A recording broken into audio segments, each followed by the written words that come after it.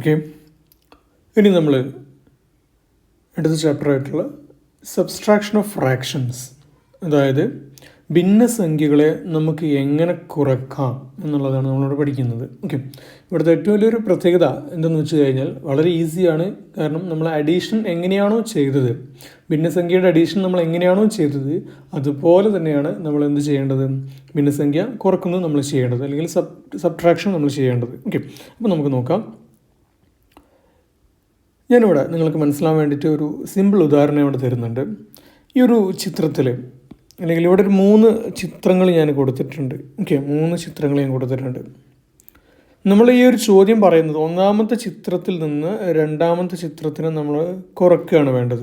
കാരണം ഒന്നാമത്തെ ചിത്രത്തിൻ്റെ പ്രത്യേകത എന്ന് പറഞ്ഞു കഴിഞ്ഞാൽ എന്താണ്, 3ൽ 2 3. ഓക്കെ, 4ൽ 3 ഭാഗം നിറം കൊടുത്തിട്ടുണ്ട്. അതേപോലെ തന്നെ രണ്ടാമത്തെ ചിത്രത്തിൽ 4 2 ഭാഗവും നിറം കൊടുത്തിട്ടുണ്ട്. ഓക്കെ, അപ്പോൾ 4ൽ നിന്ന് 3 ഭാഗം നിറം കൊടുത്തതിൽ നിന്ന് 4ന് 2 ഭാഗത്തിന് നമ്മൾ മൈനസ് ചെയ്ത് കഴിഞ്ഞാൽ, കുറച്ച് കഴിഞ്ഞാൽ ബാക്കി 4ൽ എത്ര ഭാഗമേ ഉണ്ടാവുള്ളൂ? യെസ്, 1 ഭാഗമേ ഉണ്ടാവുള്ളൂ. ഓക്കെ, അതായത് 3/4 മൈനസ് 2/4 എന്ന് പറഞ്ഞു കഴിഞ്ഞാൽ എന്താണ്, 1/4 ആണ്. സിമ്പിൾ കോൺസെപ്റ്റാണ് അല്ലേ? നമുക്ക് കൂടുതലൊന്നും ഇതിൽ വലിയ രീതിയിൽ ചിന്തിക്കാനൊന്നുമില്ല. എന്താണ്, 4ൽ 3 ഭാഗത്തിന് നിറം കൊടുത്തു. ഓക്കെ, അതിൽ നിന്ന് തന്നെ 4ൽ 2 ഭാഗത്തിന് നമ്മൾ കുറച്ച് കഴിഞ്ഞാൽ ബാക്കി എത്രയേ ഉണ്ടാവുള്ളൂ? ആ 3ൻ്റെ യെസ് 1 ഭാഗമേ ഉണ്ടാവുള്ളൂ അല്ലേ? ഇപ്പം നോക്ക്, നമ്മൾ ഈ ഒരു ചിത്രത്തിൽ ആ 4ൽ 3 ഭാഗത ഇവർ 2 പേരാണ്. ഇതിന് ഞാനങ്ങ് മൈനസ് ചെയ്ത് കഴിഞ്ഞാൽ ബാക്കിയുള്ളത് ആരാണ്?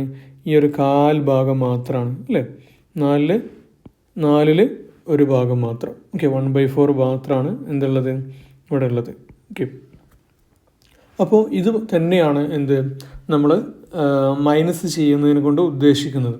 അപ്പോൾ നമുക്കൊരു കണക്ക് മെത്തേഡ്, ഒരു മാത്സിൻ്റെ ഒരു കാൽക്കുലേഷൻ ലെവലിലേക്ക് നമ്മൾ ചെയ്ത് കഴിഞ്ഞാൽ അത് വേറെ രീതിയിലാണ് നമ്മൾ അതിന് ചെയ്യേണ്ടത്. വേറെ രീതി എന്ന് പറഞ്ഞു കഴിഞ്ഞാൽ നമ്മൾ അഡീഷണൽ ചെയ്ത മെത്തേഡ് എന്താണോ അതേ രീതി. ഓക്കെ, ഇവിടെ നമുക്ക് അതിൻ്റെ ഉള്ളിലുള്ള ഒരു കോൺസെപ്റ്റ് മനസ്സിലാൻ വേണ്ടിയിട്ടാണ് ആ ഒരു ചിത്രം നമ്മൾക്ക് അങ്ങനെ വരച്ച് കാണിച്ചു തന്നത്. ഓക്കെ, അപ്പോൾ ഇവിടെ നമ്മൾ ചെയ്യുന്ന സമയത്ത്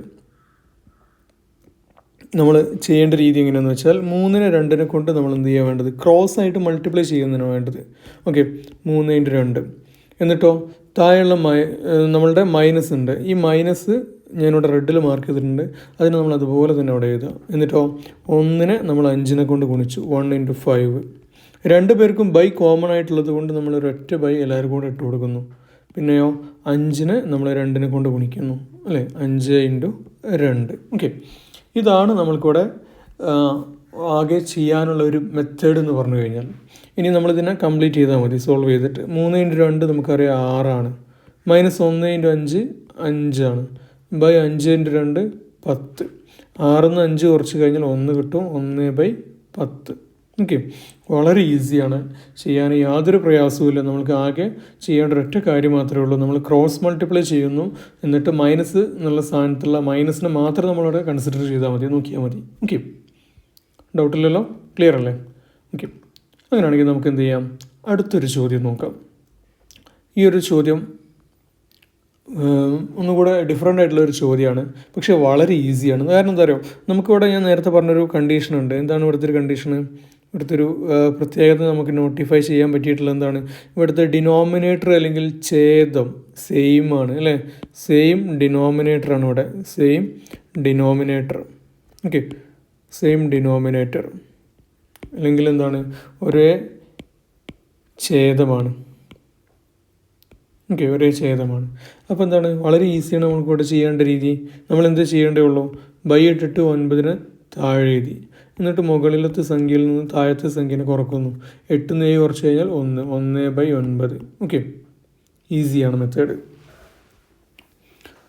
അപ്പോൾ ഇതാണ് നമ്മളുടെ ഭിന്നസംഖ്യ കുറക്കുന്നതിനുള്ള ഒരു മെത്തേഡ്. രണ്ടാമത്തെ ഒരു മെത്തേഡ് ഉള്ളത് ഇതാണ്. ഇനി നമ്മൾ അടുത്ത് ചെയ്യാൻ പോകുന്നത് 3 സംഖ്യകൾ നമുക്ക് ഒരുമിച്ച് വന്നു കഴിഞ്ഞാൽ എങ്ങനെ നമ്മളതിനെ കുറക്കും. ഓക്കെ, ഇങ്ങനെ ഒരു ചോദ്യം നമുക്ക് കിട്ടിക്കഴിഞ്ഞാൽ ഇവിടെ നമ്മൾ ചെയ്യേണ്ട രീതി ശരിക്കും വ്യക്തമായിട്ട് മനസ്സിലാക്കണം. നമ്മൾ ആദ്യത്തെ 2 പേരെ കൃത്യമായിട്ട് നമ്മൾ ചെയ്യാം. ഓക്കെ, അപ്പം നമുക്കൊരു ഉത്തരം കിട്ടും. ആ ഉത്തരത്തിൽ നിന്നാണ് നമ്മൾ എന്ത് ചെയ്യേണ്ടത്, മൂന്നാമത്തെ ഞാൻ നീല ബോക്സിൽ വരക്കുന്ന ആളെ നമ്മൾ കുറയ്ക്കേണ്ടത്. ഓക്കെ, അപ്പോൾ നമുക്കൊന്ന് ചെയ്ത് നോക്കാം. 6/12 - 2/5 അല്ലേ?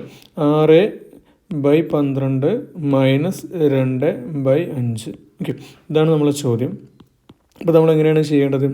6 into 5 minus 2 into 12 by 12 into 5. Okay, 6 into 5 എത്രയാണ്? 30 30 മൈനസ് 2 ഇൻറ്റു 12 24. 12 ഇൻറ്റു 5 60. ഓക്കെ, ഇനി 30 നിന്ന് 24 കുറച്ച് കഴിഞ്ഞാൽ എത്ര കിട്ടും? 6 കിട്ടും. 6/60 എന്നുള്ള ആൻസർ നമുക്ക് ഇവിടെ കിട്ടി. ഓക്കെ, 6/60. ഓക്കെ അല്ലേ? ഇനി നമ്മൾ ചെയ്യേണ്ട ഒരു കാര്യം എന്താണെന്ന് വെച്ചാൽ,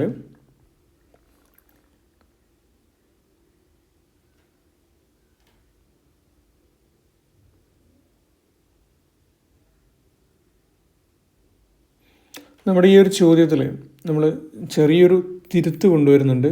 മറ്റൊന്നും കൊണ്ടുമല്ല, കാരണം നമ്മൾ ഇനി എടുക്കാൻ പോകുന്ന നെഗറ്റീവ് നമ്പേഴ്സ് ഇവിടെ കയറി വരുന്നുണ്ട്. ഓക്കെ, അപ്പോൾ നെഗറ്റീവ് നമ്പേഴ്സ് എടുക്കുന്നതിന് മുമ്പ് ആ ഒരു ചോദ്യം ഇവിടെ കയറി വരുമ്പോൾ നിങ്ങൾക്കൊരു പക്ഷേ കൺഫ്യൂഷൻ വരാനുള്ള സാധ്യതയുണ്ട്. അതുകൊണ്ട് ഞാൻ നമ്മളുടെ ഈ ഒരു 1/9 എന്നുള്ളത് ഞാൻ ചെറുതായിട്ടൊന്ന് മാറ്റുകയാണ്. അത് 1/12 എന്നാക്കുകയാണ്. ഓക്കെ, 1/12. മറ്റൊന്നും കൊണ്ടല്ല, നമ്മളുടെ ക്വസ്റ്റ്യൻ ഒന്നുകൂടെ നമുക്ക് ഈസി ആക്കാൻ വേണ്ടിയിട്ടാണ്. ഓക്കെ, ഇനി നമ്മൾ ചെയ്യുന്നത് എന്താണ്? ഈ 6/60 നമ്മൾ എന്താ ചെയ്യുന്നത്? മൈനസ് 1/12 കൊണ്ട് എന്ത് ചെയ്യുന്നു? മൈനസ് ചെയ്യുന്നു. ഓക്കെ,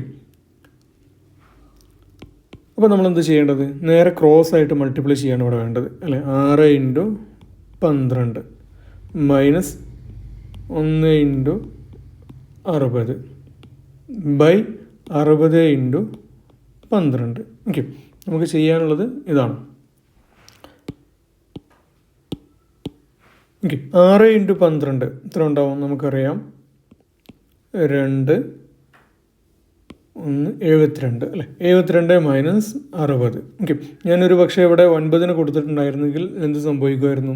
കുറച്ചും കൂടി ചെറിയൊരു സംഖ്യ ആയിരിക്കും 72 സ്ഥാനത്ത് നമുക്ക് കിട്ടുക. ഓക്കെ, അതായത് 60-നേക്കാളും ചെറിയൊരു സംഖ്യ നമുക്കിവിടെ കിട്ടുകയുള്ളൂ. അപ്പോൾ നെഗറ്റീവ് നമ്പറിൻ്റെ ഒരു കാൽക്കുലേഷൻ അവിടെ വരുന്നുണ്ട്. അപ്പോൾ നമ്മൾ എടുക്കുന്നൊരു സാഹചര്യം എടുത്തിട്ടില്ലല്ലോ. അപ്പോൾ നിങ്ങൾ ഇനി പഠിക്കാൻ പോകുന്നേ ഉള്ളൂ. അപ്പോൾ പഠിക്കാൻ പോകുന്നതിന് മുമ്പ് അത് അങ്ങനെ ഒരു ചോദ്യം ഇട്ട് കഴിഞ്ഞാൽ കൺഫ്യൂഷൻ വരും എന്ന് വിചാരിച്ചിട്ടാണ്. ഓക്കെ, അപ്പം നമുക്ക് എന്ത് ചെയ്യാം? 72 മൈനസ് 60 ബൈ 60 ഇൻറ്റു 12 720 ഉണ്ടാവും. ഓക്കെ, 720, അല്ലേ? ഗുണിച്ച് നോക്കിയാൽ മതി. 12 നമ്മൾ 60 കൊണ്ട് ഗുണിച്ച് കഴിഞ്ഞാൽ 0 0 2 6 12 ശിഷ്ടം 1 1 6 6 6ലേക്ക് 1 കൂട്ടി കഴിഞ്ഞാൽ 7, അല്ലേ? 720. ഓക്കെ, 72 നിന്ന് 60 കുറച്ച് കഴിഞ്ഞാൽ നമുക്കറിയാം 12 ഉണ്ടാവും. 12/720 എന്നുള്ള ആൻസർ നമുക്ക് ഇവിടെ കിട്ടും. ഓക്കെ, 12/720. ഓക്കെ, ക്ലിയർ അല്ലേ? അപ്പോൾ ഇതാണ് നമ്മുടെ ഈ ഒരു ചോദ്യത്തിൻ്റെ 3 ഭിന്നസംഖ്യകൾ ഒരുമിച്ച് വന്നു കഴിഞ്ഞാൽ നമ്മൾ മനസ്സിലാക്കേണ്ട ഒരു രീതി ഈ ഒരു മെത്തേഡിലാണ് നമ്മളത് ചെയ്യുന്നത് എന്നുള്ളത്. ഓക്കെ, കാരണം ആദ്യത്തെ 2 പേര് നമ്മൾ ചെയ്തു.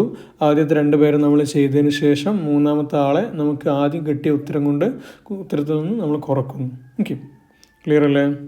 യെസ്.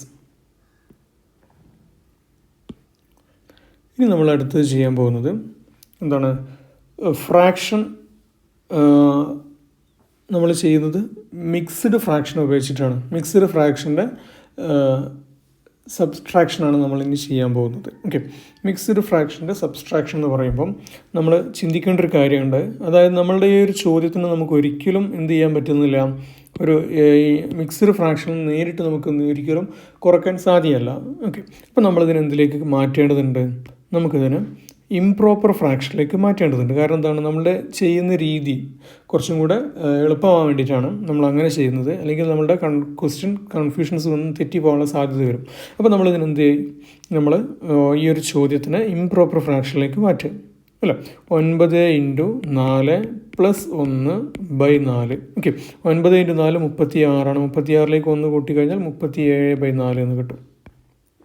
ഇനി അടുത്തത് 8 ഇൻറ്റു 7 +3/8 അല്ലേ. 8 × 56 56ലേക്ക് 3 കൂട്ടിക്കഴിഞ്ഞാൽ 59 59/8 എന്ന് കിട്ടും. അങ്ങനെ നമുക്ക് രണ്ട് തരത്തിലുള്ള എന്ത് കിട്ടി ഇവിടെ സംഖ്യകൾ കിട്ടി.